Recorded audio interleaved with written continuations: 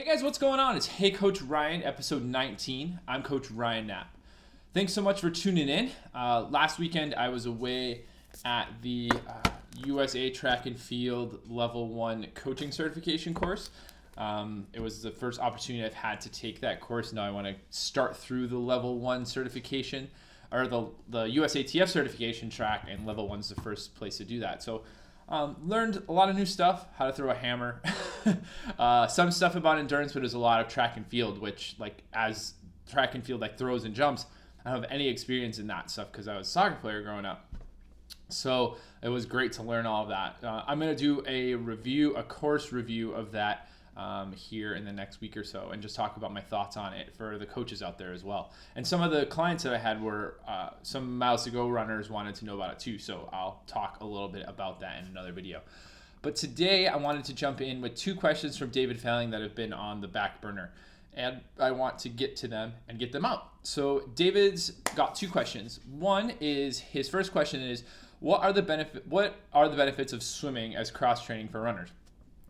Is structured pool time necessary, or can I just learn to swim laps really well and hop in when I feel like it? So we can look at swimming as a cross training activity. We're talking about swimming, like front crawl, breaststroke, that sort of stuff. We're not talking about pool running specifically. Pool running is very good. We can talk later on in another episode about that. But swimming for runners, swimming is good for hips and for just, cardio wise in general. But it's really good for hip and glute activation, basically for the kick motion, assuming that you're not kicking with your knee, but that you're kicking basically from your hips. If you actually go in with a kickboard, or you go streamlined, so you put your hands, above your head like this and swim streamlined, or you use a kickboard and you just try to kick, that whole motion is really going to strengthen a lot in your hips and your glutes in that whole area. It can also help for some mobility in your ankles and those things. Like my ankle is super tight just from having had surgery twice on it and spraining it, and so I use the pool a lot to just try to help to basically work on the mobility aspect of it in there. Instead, when I kick, I end up just going one way because one foot just drags. But it's great to just go in and swim. And I don't really think you need any structured workouts to go in. You certainly can if you want to make it a little more interesting. Like, okay, I'm going to swim 2,000 today, 2,000 meters. So I'm going to do, 4 sets of 5 by 100. And then after my 5th 100, I'm going to take a 2-minute break and then do it again. So you can give yourself a little bit of structure. But if not, I think you just jump in when you feel like it, like you said, and you swim. You swim for a half hour, a couple times a week. If you really want to do more swimming, you can do a master's swim class and really get your butt kicked in a master's swim. But just jumping in, swimming is just going to be a great little cross training for you. You'll still get some cardio, and you'll work on those areas I talked about. The second question David has is about Sally McRae, basically, who's an ultra runner and a coach. He asked if I follow her on Instagram, and said she posts a lot of good single leg exercises, which she does. She does a lot of awesome cross training stuff. And his basic question is, how often should he add body weight into training and mobility? In an ideal world, should it be every day after I run? Should it be before, after a run, or both? How do I select the proper exercises? So strength is what I'm focusing on in 2016, and mobility and flexibility and body weight and all of that. It's like every year I kind of give myself a theme to work on, and it's definitely strength, flexibility, mobility. How are we integrating that stuff, and how are we doing it across the board? So this is a question that I'm going to be looking more into this year. And in the meantime, I don't think you have to go too crazy on choosing the exercises and making them very intense. I think for most people and most runners, you can have success doing general strength exercises, and we're talking about body weight specifically and mobility stuff. So if you were to do body weight squats, lunges, push-ups, box steps, those sorts of things, you're going to see benefits from doing those. And I don't think you have to make it too crazy. You could do them.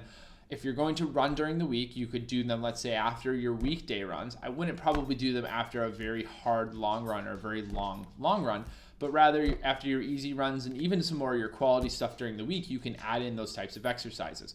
So keep it very simple. and we'll work on giving you some exercises that are going to work. And we've had this conversation before as well, just you and I.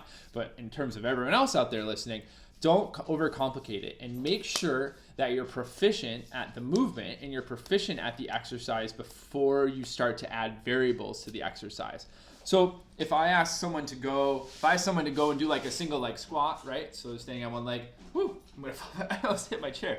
If I ask someone to go ahead and do a single leg squat, and they're like this, and they're like this, and then they're all of a sudden going on like a stability ball and doing it, like, no, you need to be able to sit and do a normal pistol squat and do a normal single leg squat and be able to have proficiency in that movement before you want to start adding in all these variables. So Sally is incredible at doing some of these things.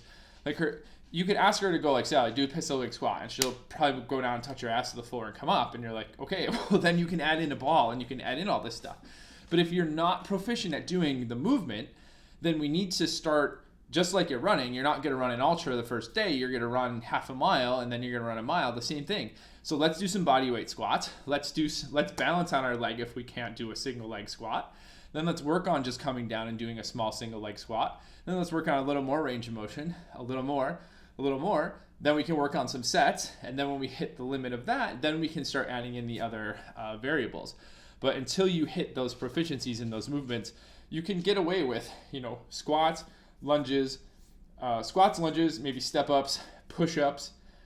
There you go. You could even do some dips on a chair or something like that. Like any of those things that's going to be 5-10 minutes after a run are going to be great. When you want to do strength work, then I think it's important to say, okay, like where are we? What do we need to start with for general strength wise? And then how do we make that more specific in terms of the races that we're doing, in terms of the events that you're doing, and then in terms of how you're going, what you need as a runner and what you need as an athlete to get better. So those are the two questions, the two answers to your questions, David. And we'll work on those individually as well. And there's so many more variables that come from that. But if you just keep it simple with the cross training, right? Keep it simple with the swimming, keep it enjoyable, and then keep it simple and keep it enjoyable with the ancillary work that you're doing post running on those days that you're running. When you want to do general strength stuff, we can look at that a little bit more.